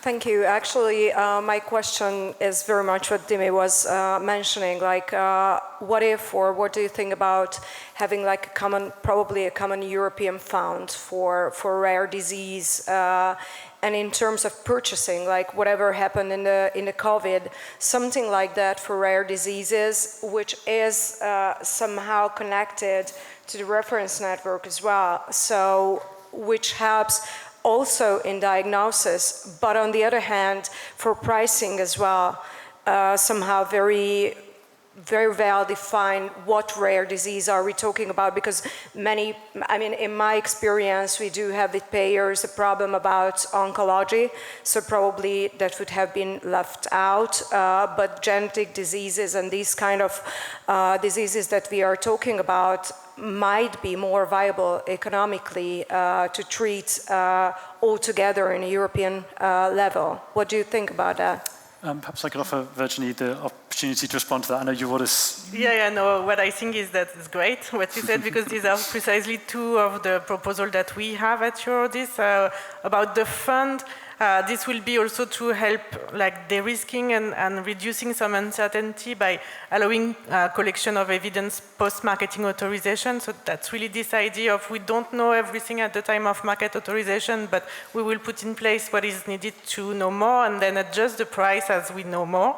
That's basically the one. And then I use procurement. I don't know exactly, I'm not an economist, the difference with purchasing, but that is surely, especially for ultra-rare disease, for like pricey diseases, and with this idea of not playing on transparency or a lack of transparency between the different countries, I think there is really a case for something happening at EU level and or between countries. And I know that Malta, you've tried to really spearhead that with the Valletta Declaration. So we are fully aligned with those type of suggestions. Perhaps, Dimi, do you mind just first speaking to whether we've got joint clinical assessment? Do you see any possibility that they could go beyond that as per this suggestion for rare diseases? I mean, it's quite an ask to get potentially member states to unify around funding.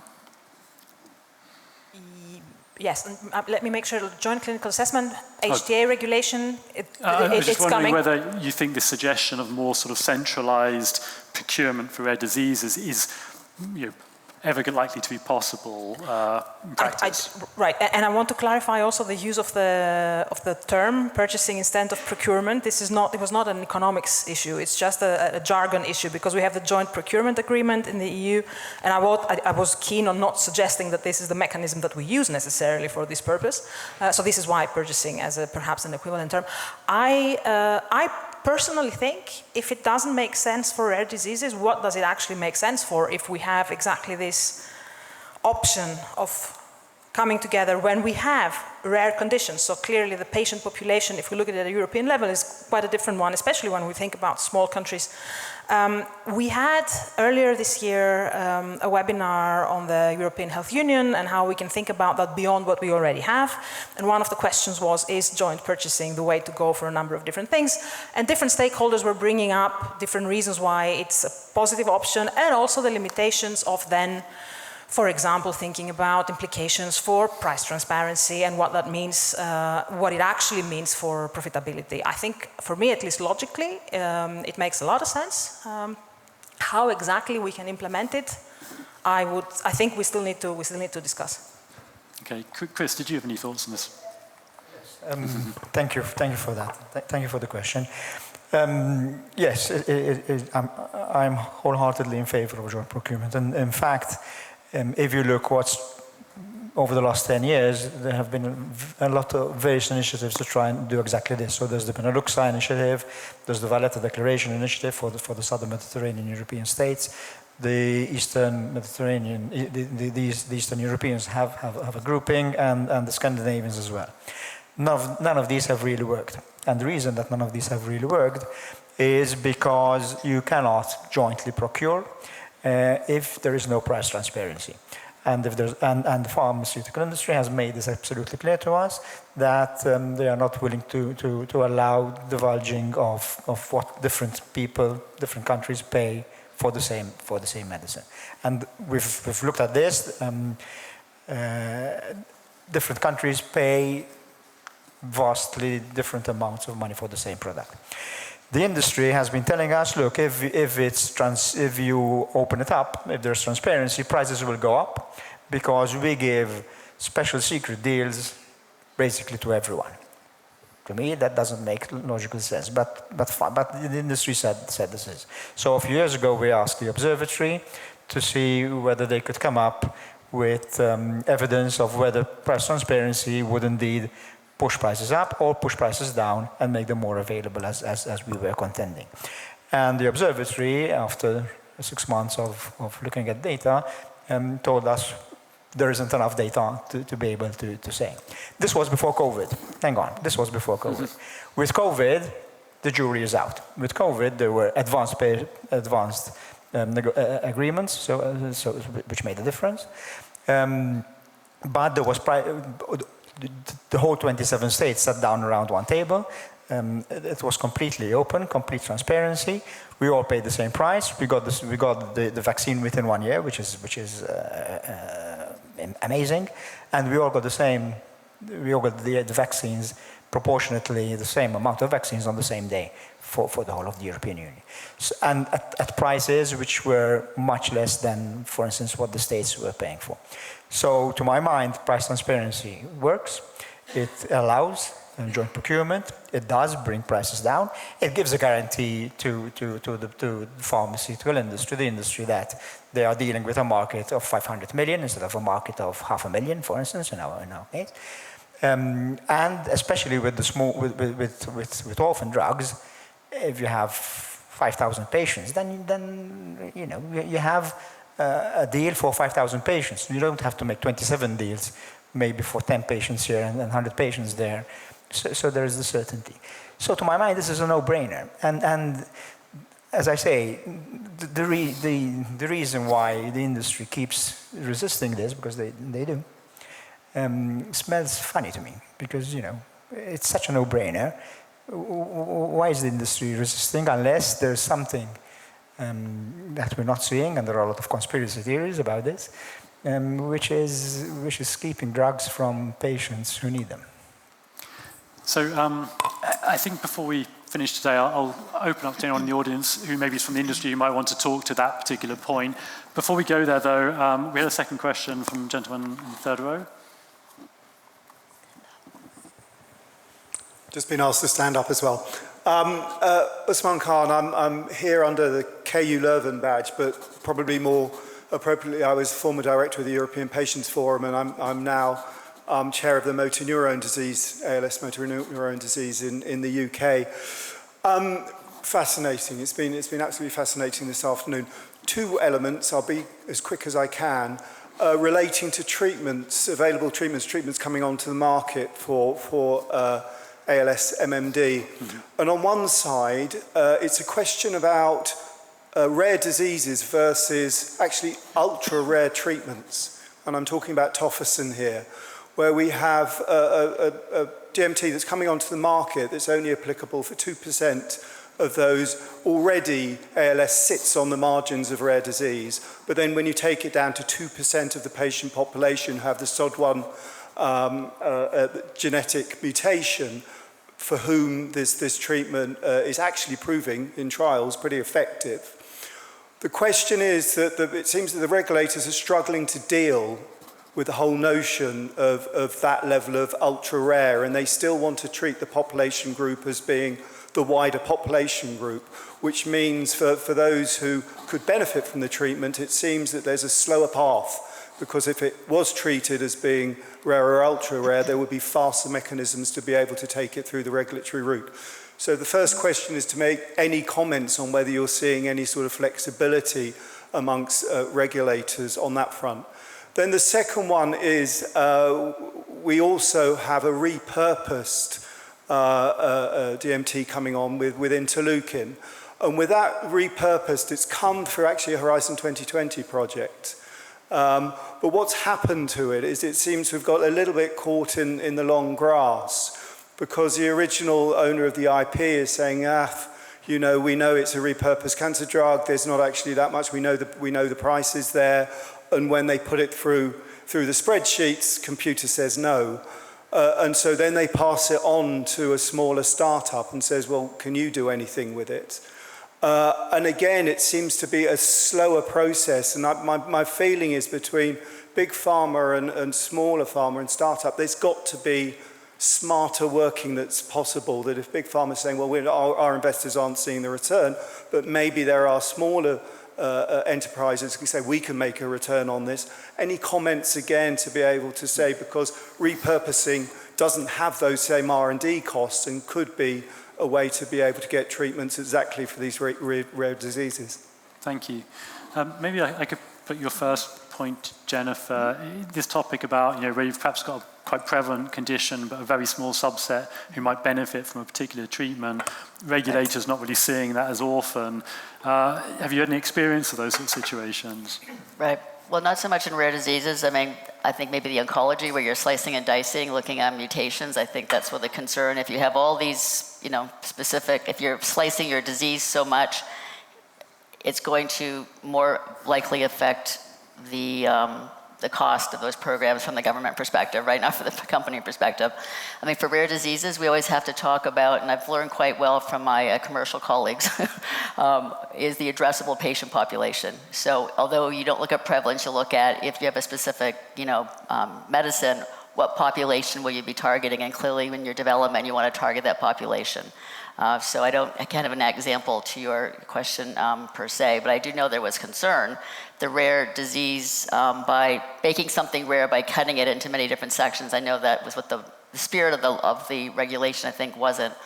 Related to regulatory flexibility, I think it has improved. For the disease I talked about, FOP, it took a long time, and I think the FDA, through an advisory committee and having experts review all the data and doing their own data analyses, because unfortunately the wrong statistics were used from the very beginning when this program was developed, and the study actually met futility. It did not show that the drug was efficacious. However, looking at the raw data, it was. Not all regulatory agencies will accept a drug that failed a primary endpoint when they actually look at the data and come up with saying, yes, this drug is actually working, and this is an ultra-rare disease, so these patients, will derive benefit from this drug. So that is a long process. So I think there is some regulatory flexibility that has changed, but it's not seen universally through all regulations. Thank you. I don't know, Virginie, in terms of your experience at Eurodis on this topic of subsets of more prevalent conditions and whether or not they should receive incentives similar to orphan medicines. Does Eurodis have any sort of thoughts on that? Well, that's a very difficult question, and that's also a very difficult question in the sense of making the legislation evolve. I have to admit that it's true that if I take the experience that I have from my years at the COM, for example, we often had this discussion whether you give the designation for the umbrella, and so you allow sort of for a development that might cover a larger population, or if you restrict the designation, and then you might end up with a marketing authorization that is, I don't know, losing the orphan status. So again, I'm not really answering, but it's true that it's a very complex situation. It's also very complex for the patients, because when you are in need of a treatment, you don't understand why it's not according to the label, and so there are the both sides of the discussion. One point maybe that I wanted to make on the flexibility. Well, I do think that something that I quite like in the legislative proposal is these regulatory sandboxes, which I hope also will help us addressing those type of issue. Like, what do you do where you have a situation of completely new technology that has never been assessed, or shared molecular etiology between diseases that usually were not grouped in the same area. So it just, I don't know if that contributes to the discussion as you were expecting, but that will be my answer. Jack, did you fancy having a go at the second part of the gentleman's question, which was this sort of idea that maybe there might be some assets that are owned, IP is owned by bigger companies who, because of their expense base, might struggle to develop them in indications where there's very little opportunity of, no intellectual property, maybe no pricing opportunity. You obviously run a relatively small company. Do you think there is an opportunity for smaller companies to be able to take on that sort of IP? Is the economics more favourable? So I may give you, I'll try not to ramble too much, because I think that's a difficult question, and I have some vague ideas, but I don't have a firm answer. Right, so I think one important thing to realise is that presented with the same asset, different people will have radically different assumptions about how much it's worth. Right, so different people were parameterising the exercise differently. And you might think, oh, the Glaxo folks who've got this asset, they're out-licensing, so they've just been ridiculously conservative about how much it's worth, right? And I think that's one reason you can sometimes place things with other companies who'll have a go.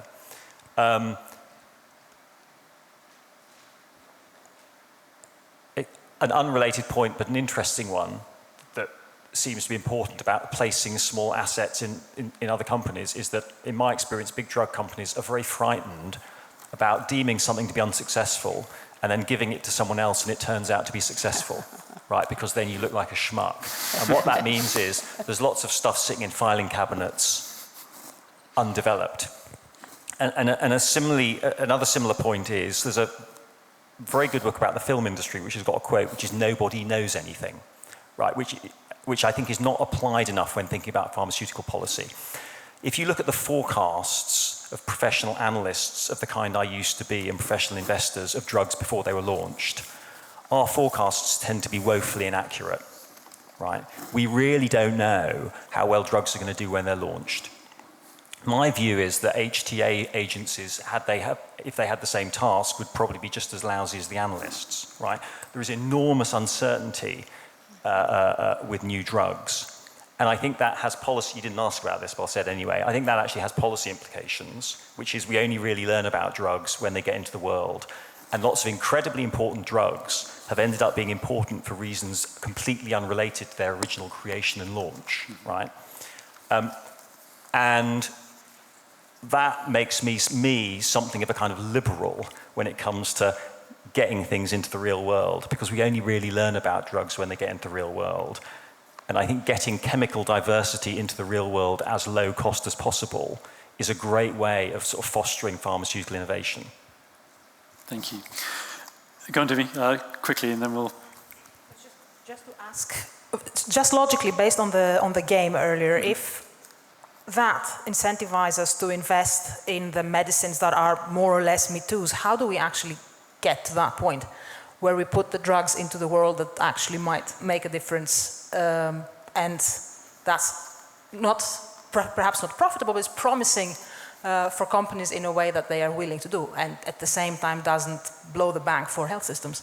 Yeah, maybe I can add to that too, because there are some ways to do that now with surrogate markers, accelerated approval, conditional approval. So you get a drug out there faster based on a biomarker, for example, for the primary biliary cholangitis, alkaline phosphatase, and bilirubin. However, you still need to do a second confirmatory study, which could take 7 to 10 years, which is also obviously part of your R&D expenses. So there are some avenues to do that now.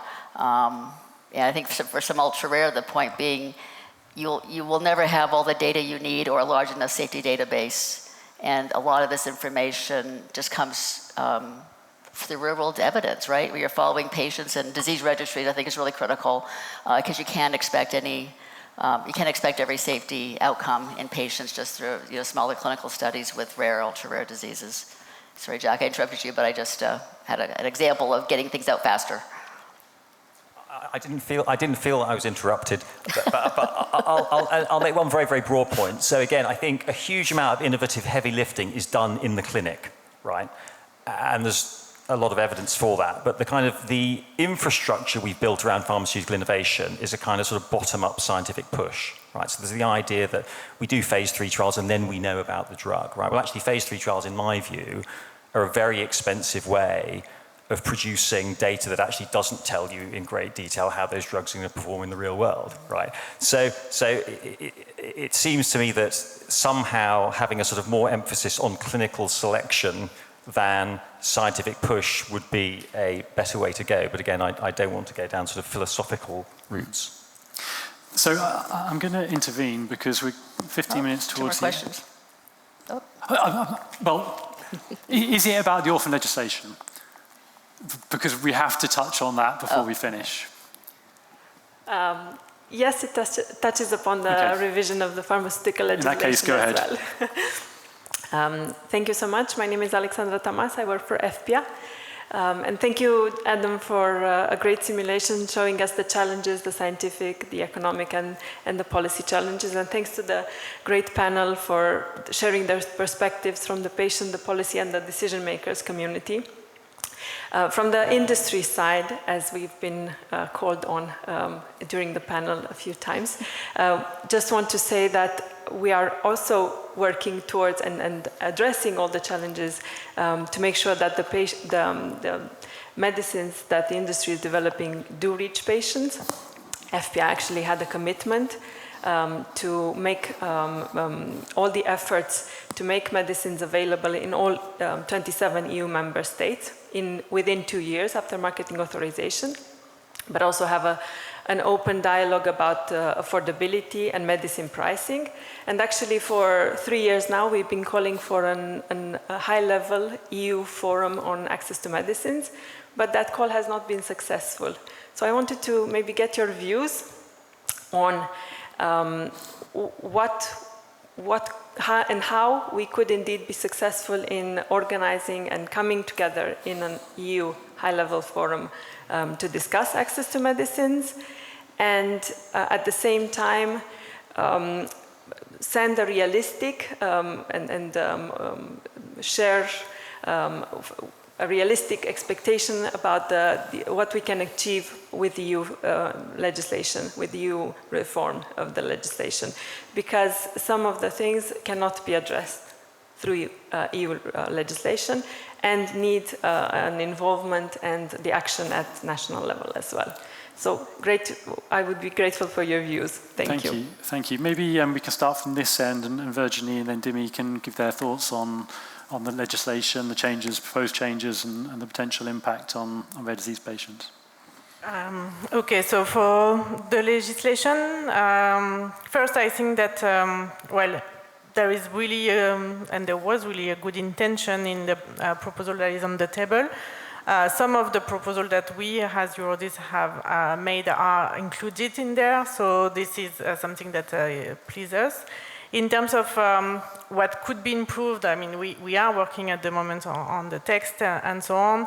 One of the things that I wanted to come back to is that a key element that might be reinforced because it's it will be detrimental, I think, if we leave it to the implementation phase, is the participation of the patients and in all stages of the decision making. So that's one of the first points if we want to provide things that might be improved in the current text. And there are also, I mean, we could discuss hours on that, but some clarification to be made on the term, on how we assess and how we measure what is called unmet medical needs, high unmet medical needs, and other type of terms that are in the legislation. Well, so in terms of impact, in any case, we are not yet there in the sense that we still have some stage and some step before seeing this legislation into force, and also there is a lot of things that will also be coming down to the implementation.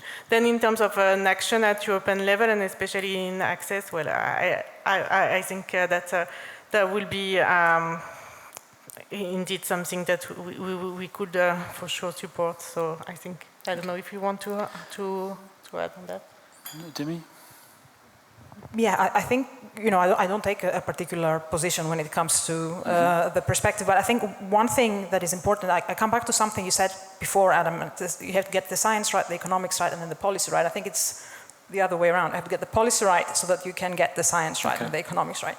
And I think what we see, I agree, this is a package of proposals that took a long time to elaborate, that took into account a lot of experience and a lot of stakeholder consultations for orphan medicines in particular, because this is where we are. I think this goal of improving access across the union and also improving access for patients with unmet need, there is this, and I think this is the measure that has been discussed the most vividly, there is this idea of switching from a blanket approach to intellectual protection to a more piecemeal approach of you get less years as a basis, but then you can extend it based on whether you launch in all EU countries and on whether you are addressing unmet need. And I think if you think about the goals behind it, the logic behind the idea is clear. It's also understandable that perhaps it's not possible for all companies to achieve the goal of launching in all the countries, that perhaps there is a bit of a lack of clarity around the term unmet need,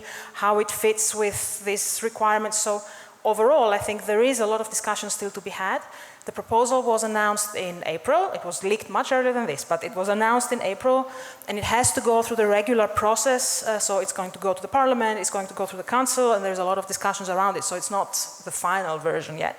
So I understand there is a lot of uncertainty around this measure in particular, and I'm really curious to see what will happen. But I think, on the other hand, if we think about how to achieve this goal of steering towards the unmet medical need and making sure that we have good access across member states, if we don't like this approach, we should have alternatives to propose that address the same issues. Okay, so we're in the last 5 minutes, and I promise we're going to finish on time because there's a gala this evening and we all need to go make ourselves look fabulous. So I'm going to suggest that we finish with each of the panel being granted a wish.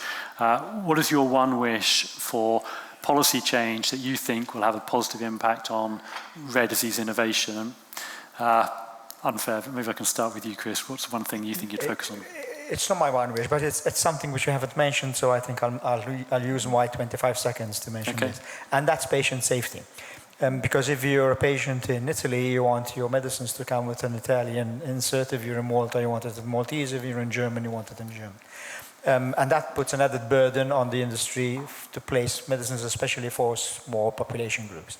What we are proposing and which has been included in the pharmaceutical legislation and what we have started a pilot project on with EMA is electronic patient information leaflets, so EPLs, which means that you can get a pack from Germany in German, scan it and get your information in Maltese or in English or in Italian if you're in Italy. And I think that will increase access. It will bring down costs. Patient organizations tend to be wary of this because they prefer the leaflet in Maltese than a leaflet in Italian with a Maltese translation on your app. But it's not between a Maltese leaflet and an Italian leaflet. It's between nothing or Maltese medicine on your app. So I think this is something which is important. We're piloting this. By the end of this year, we'll have the first draft. We'll have the first working model for this. I think this should catch on, and that will help. Yeah, congratulations. Yeah, Jennifer. I'll say that's a great idea, and then maybe they can be printed that is actually legible as well, because some of the labels are so small. And I know my dad, who's 90, has like a magnifying glass to look at everything. So I think it's a great idea. For me, what I hope, because although for me as a physician, it's unmet need, helping patients, doing the development, getting drugs approved is kind of where my hurdle is. But before that is I need to ensure that I can get funded in my organization to do those studies. So I would like any way we can, have such, maintain incentives to enough that I can get that risk-adjusted MPV in the green. That to me is my hope, because then that makes my life easier to continue to ask for funding and support. And fortunately, I'm lucky where I am that I do have the support of the board, the company. It's partly a private French family, that they understand rare disease is important and they're committed to it. So that does help. But I do think, not to go backwards, looking at the great improvements we have on getting drugs available in the last 20 years, notwithstanding access, I agree, is a key issue. None of us want to have drugs available that patients get who truly need it. Thank you, Jennifer. Yeah. So I wish that the policy debate was informed by better quality financial and economic analysis. Right, so I come from the UK, and a few years ago we had a disaster, which was voting for Brexit. But there was some very interesting sort of bad economic analysis that I sort of associate with the sort of misuse of numbers in public policy debates. So Boris Johnson and his mates got a bus. They wrote £350 million on the side and drove it around the country, arguing that that was the UK's net contribution to the EU per year or per week. I can't remember. It didn't matter. It was a number picked out of the air that didn't matter, used to people who didn't understand the number to advance a policy argument, right? Unfortunately, a huge amount of the policy literature, some from the drug industry, to be honest, but a lot from its opponents, in my mind, has about the same quality, and I think it risks informing bad policy. Thank you, Jack. Timmy. Thank you. I guess that we could move away from the opponent and not opponent logic. I know it's not easy, and we may not have an EU platform at the moment the way that you were thinking about. We do have the WHO Novel Medicines platform, so it's not like there is no platform for dialogue on this. I'll just reflect very briefly on the other orphan medicines rare diseases session today. We heard there the rapporteur from the European Parliament saying it seems like perhaps there might be a shift away from focus on rare diseases and more towards AMR, for example. And I don't think that's true necessarily based on the regulation, but I do think that we need to keep thinking about it and keep putting it onto the policy agenda, because we were able to do the joint purchasing during COVID-19 because it was very clearly a very urgent problem. And here we have a very big problem, but we need to argue in the same way, because we do need to be on the same side of the equation, otherwise we don't get the medicines to the patients that they really need. Thank you, Dimi.